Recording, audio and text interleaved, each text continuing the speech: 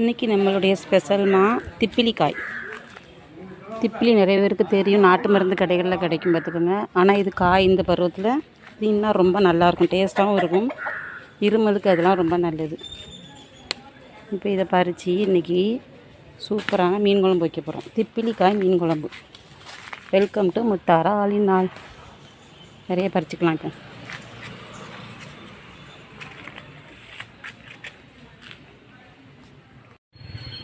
இதெல்லாம் ஒரு கன்று வச்சா போதும், நிறைய பரவிடுமா இதெல்லாம்.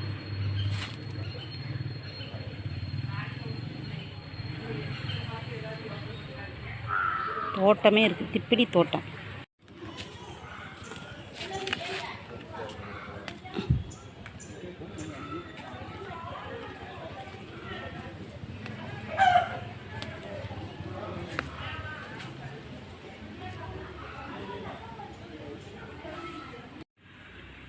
திப்பிலிக்காய் பாருங்கம்மா, இவ்வளோதான் கிடச்சிருக்கு, பறிச்சுட்டு வந்திருக்கேன். இது நல்ல கொஞ்சம் விளைஞ்ச திப்பிலி. இது கொஞ்சம் காய், இளங்காய். இந்த காய் பக்கம் வந்து சும்மா சாப்பிட்டுமா வெந்நி குடிச்சிங்கன்னா நல்ல இருமல் கேட்கும். உங்களுக்கு சாப்பிட்டாலே ஒரு ரிலாக்ஸு தெரியும் பார்த்துக்கிடுங்க. இந்த பிஞ்சு திப்பிலியில் இதே மாதிரி பக்குவம் இருந்தால் நல்லாயிருக்கும், திங்கிறதுக்கு நல்லாயிருக்கும். இது கொஞ்சம் விளைஞ்சிருச்சு. இந்த பக்குவத்தில் தான் நம்ம இப்போ ரெசிபியாக பண்ண போகிறோம். இந்த முத்தின பக்குவம் வந்து இந்த பார்த்திங்களா, இந்த காய் இந்த மாதிரி வரும். இது கொஞ்சம் அப்படி காய விட்டோம்னா இதுதான் முத்தின பக்குவம். இப்போது இந்த திப்பிலி வச்சு நம்ம சூப்பரான ஒரு மீன் குழம்பு பண்ணலாம். இருமலுக்கு ரொம்ப இந்த பனி சீசனுக்கு ஏற்ற ரெசிபிமா இது. வாங்க கடன்னு பார்ப்போம். இதை சும்மா திங்கிறதுக்கு, இது ரெசிபியாக செய்கிறதுக்கு. ஆனால் இப்போ தின்னுட்டு கண்டிப்பாக வந்து வெந்நி தாம்மா குடிக்கணும். வெந்நி குடித்தா மட்டும்தான் நமக்கு இருமல் கேட்கும். திப்பிலி வந்து இருமலுக்கு சளிக்கெல்லாம் பெஸ்ட்டான ஒரு மருந்து. நாட்டு மருந்து கடைகளில் கூட கிடைக்கும், நல்ல விளைஞ்ச திப்பிலி கூட கிடைக்கும். சாலை மீன் வாங்கியிருக்கோமா. இப்போ சாலை மீனில் இந்த திப்பிலி போட்டு இருமல் சளி, வீட்டில் பையனுக்கு எனக்கு எல்லாமே கொஞ்சம் இருமல் சளியாக இருக்குது. அதனால் பார்த்திங்கன்னா இந்த கருத்த கறி மாதிரி தான், சுக்கு கொஞ்சம் சுக்கு போடலை. நான் சுக்கு ஃப்ளேவர் பிடிக்காது. அதில் ஓமம், கொத்தமல்லி, கொஞ்சம் அது என்னது பூண்டு எல்லாம் போட்டிருக்கேன். இந்த திப்பிலியே 2-3 நாள் உணர போட்டுட்டோமா. இந்த உணர போட்ட திப்பிலியை அதில் போட்டு விட்ற போகிறேன், ஒரு பிடி எடுத்து. கையோடு கொஞ்சம் தேங்காயும் போட்டு விட்றலாமா. நல்லா முத்தின தேங்காவாக இருக்கணும். ஒரு 1/2 ஸ்பூன் மஞ்சள் பொடி, ஒரு பிடி கருவேப்பிலைம்மா. கருவேப்பிலை போட்டு நல்லா வறுத்துக்கலாம். இந்த மிளகுத்தூள் நம்ம இந்த மிளகு தனியாக சேர்க்கல, ஏன்னா நான் வீட்டு மசாலா பொடியில் எல்லாம் சேர்த்து வச்சுருக்கேன். மிளகுலாம் நிறைய போட்டு திரிச்சிருக்கேன், அதை கொட்டிக்கிட போகிறேன். கொட்டிட்டு இப்போ நல்லா வறுத்துக்கிடலாம். வறுத்துட்டு கொஞ்சம் புளியை வச்சு அரைச்சி காட்டுதம்மா. காரத்துக்கு 2 வத்தலும் போட்டுட்டோம்மா. வத்தலும் போட்டு வறுத்துக்கிடலாம். முதல்ல போட்டிருக்கணும், மறந்துட்டேன். இந்த சளி இருமல்லாம் இருந்துச்சுனாம்மா மைண்டில் எதுவுமே நினைவு இருக்காது. சரி, உங்களுக்கு இது நல்லபடியாக காட்டணுமே, இப்படிலாம் எடுத்து இப்படி ஒரு இது இருக்குங்கிறதுக்காகத்தான் நான் காட்டுதேன். திப்பிலி போட்டு குழம்பு வச்சு சாப்பிட்டா, அதுவும் சாலை மீன் மட்டும்தான் வச்சு சாப்பிட்டா இருமல் சளி நச்சுன்னு கேட்கும். அந்த பச்சை காயாக சாப்பிடும்போது கொஞ்சம் ஒரு மாதிரி இருக்கும். கொஞ்சம் காய வச்சுட்டிங்கன்னா நல்லாயிருக்கும். இப்போ பாருங்கள், இந்த காய வச்சு திப்பிலியில் சுக்கு பால் காய்ச்சலாம். சுக்கு பால் காய்ச்சி குடித்தோம்னா நச்சுன்னு இருமல் கேட்கும், டக்குன்னு கேட்கும். இது நல்லா ஆற விட்டு அரைக்கலாமா. மசாலா அரைச்சிட்டு வர நேரத்துக்குள்ளேம்மா கொஞ்சம் புளியை ஊற போட்டுடலாம். இது கொஞ்சம் கொட்டையெல்லாம் இருக்குது, இல்லாட்டி நான் அப்படியே போட்டு அரைச்சிடுவேன்.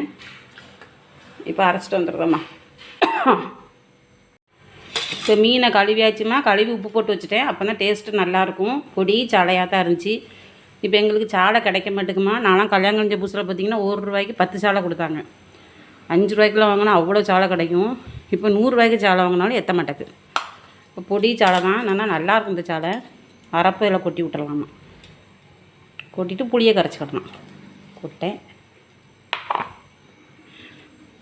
அதெல்லாம் கழுவி எல்லாம் ஊற்றிக்கலாம். பச்சை மிளகா, பூண்டு.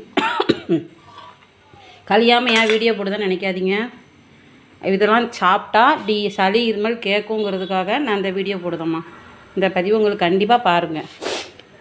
வெத்தலை மிளகு போட்டு கஷாயம் வச்சு குடிங்க, ரசம் வச்சு சாப்பிடுங்க. வெத்தலை மிளகு நிறைய எடுத்துக்கோங்க, சுக்கு கூட வேண்டாம். கையை நல்லா கழுவிருக்கோமா. ஏற்கனவே ஆல்ரெடி பாத்திரம் கழுவ, மீன் கழுவுன்னு கை சுத்தமாக தான் இருக்குது. இப்படி நல்லா விரவிக்கிடலாம். விரவிட்டு அடுப்பில் தூக்கி வச்சிட வேண்டியதான். நாக்கில் வச்சு பாருங்கள், உப்பு போட்டிருக்காங்க. நான் உப்பு போட்டுட்டேன். புளியை கரைச்சி ஊற்றிட்டேன், எல்லாம் செஞ்சுட்டேன். பத்தலைன்னா உப்பு போட்டுட்டு திருப்பி வைக்கலாம். நம்ம வீட்டு சமையலை நம்ம டேஸ்ட்டை பார்க்கலாம். இப்போ வாங்க தூக்கி மண்சட்டி தூக்கி அடுப்பில் வச்சுருக்கேன்.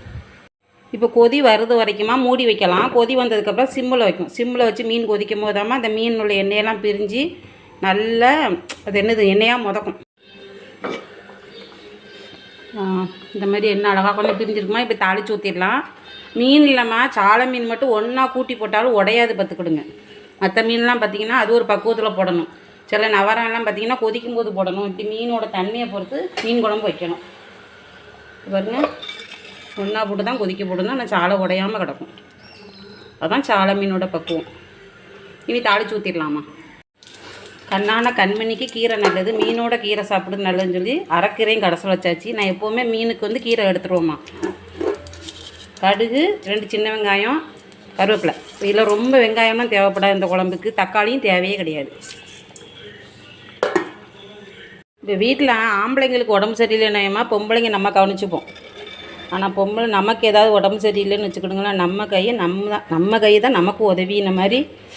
அதனால் எதுவும் கவலைப்படாமல் நல்லா சாப்பிடுங்கம்மா. ஆரோக்கியமாக சாப்பிடுங்க. நம்ம நல்லா இருந்தால் தான் பிள்ளைங்களை கவனிக்க முடியும். பிள்ளைகளை என் மகனை கவனிச்சினா தான் எனக்கே வந்து சித்திக்கணும். இப்போ பாருங்க நல்லா கொதிச்சிருச்சுமா. இன்னும் கொஞ்சம் வத்தட்டும். வற்றிட்டு உங்களை காட்டுதேன். அதுக்குரிய கிழங்கு கறி வச்சுருவேன். பொம்பளை பிள்ளையோ ஆம்பளை பிள்ளையோ யாருமே நம்பாமல் நம்ம கையில் தான் நமக்கு உதவின்னு வாழ்ந்துடணும். இது என்னோடய அனுபவத்தில் சொல்லுதம்மா. பொம்பளை பிள்ளைங்க வந்து ஒரு இடத்துக்கு போகிறது எல்லாருக்கும் வந்து பொம்பளை பிள்ளைங்க பக்கத்துலேயே இருந்து பார்க்குற கொடுப்பனை நமக்கு எல்லாருக்கும் அமையாது. ஒரு சிலருக்கு அமையும். அது அவங்களோட கொடுப்பனை. அதனால் நம்ம கை தான் நமக்கு உதவி. இப்போது இறக்கி வச்சுட்டு வரமா. சோறு குறைய வச்சுமா. கிழங்கு மீன், இந்த கிழங்கோட மீன் வச்சு சாப்பிட செமையாக இருக்கும். இப்போ நம்மளுக்கு ரெடியாக இருந்துச்சு பாருங்கள். எப்படி காஃப் சிறப்பு மாதிரியோ காஃப் மீன் குழம்பு. இது சாப்பிட்டுட்டு மெயினாக நீங்கள் செய்ய வேண்டியது என்னதுன்னா சுட சுட தண்ணி குடிக்கணும். நல்லா கொதிக்க கொதிக்க தண்ணி குடிச்சிங்கன்னா சளி நல்லா இறக்குமா. இப்படி வச்சு இப்படி கிழங்கு கறி வச்சு சாப்பிடணும். சரிம்மா, நான் சாப்பிடுதேன். இந்த மாதிரி என்னோடய அனுபவங்களை பயந்துக்க லைக் பண்ணுங்கள், கமெண்ட் பண்ணுங்கள், ஷேர் பண்ணுங்கள், சப்ஸ்கிரைப் பண்ணிக்கோங்கம்மா. நன்றிம்மா.